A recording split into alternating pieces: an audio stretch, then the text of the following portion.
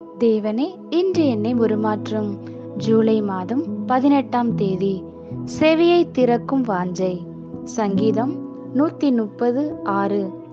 எப்பொழுது விடியும் என்று விடியற்காலத்திற்கு காத்திருக்கிற ஜாமக்காரரை பார்க்கிலும் அதிகமாய் என் ஆத்துமா ஆண்டவருக்கு காத்திருக்கிறது. கர்த்தருக்காக காத்திருப்பதில் பரிசுத்த ஆவியானவருடைய சத்தத்திற்கு செவி கொடுப்பது மிக முக்கிய பகுதி. அவரை குறித்து, உங்களை பற்றி மற்றும் உங்கள் பிரச்சனைகளை பற்றி நீங்கள் சொல்ல விரும்புகிறதையெல்லாம் அவரிடத்தில் சொல்லி அவரை சல்லடையாய் துளைத்து விடுகிற நேரம் அல்ல, காத்திருத்தலின் நேரம். அவருக்கும் செவி கொடுக்க வேண்டிய நேரம். உண்மையில் அவரது சத்தத்தை கேட்பதுதான் தேவனுக்கு காத்திருத்தலின் உச்சகட்டம். இருதயத்தின் அமைதியில் அது நிகழ்கிறது.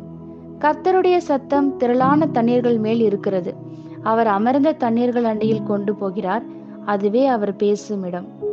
அதற்கு முன் இருதயத்தில் உணர்த்துதலும் மனம் திரும்புதலும் பாவ அறிக்கையும் சுத்திகரிப்பும் இருக்க வேண்டும்.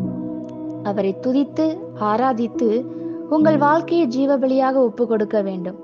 இதுவே ஆராதனையின் மையம். நீங்கள் அர்ப்பணித்த பின் அவரது சத்தத்தை எதிர்பாருங்கள்.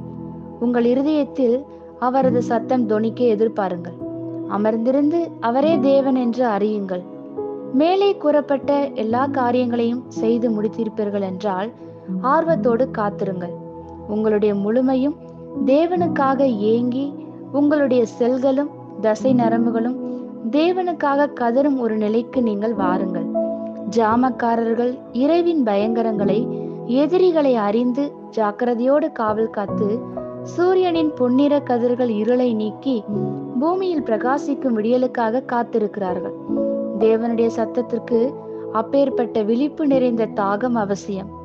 செவி கொடுக்கக்கூடிய உங்கள் ஆவலானது உங்கள் ஆவிக்குரிய காதுகளை கூர்மைப்படுத்தும். கர்த்தாவே சொல்லும், அடியேன் கேட்கிறேன்.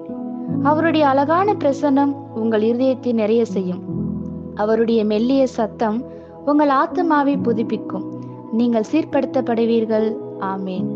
இந்த வார்த்தைகளினால் நீங்கள் ஆசீர்வதிக்கப்பட்டீர்கள் என்று நாங்கள் நம்புகிறோம்.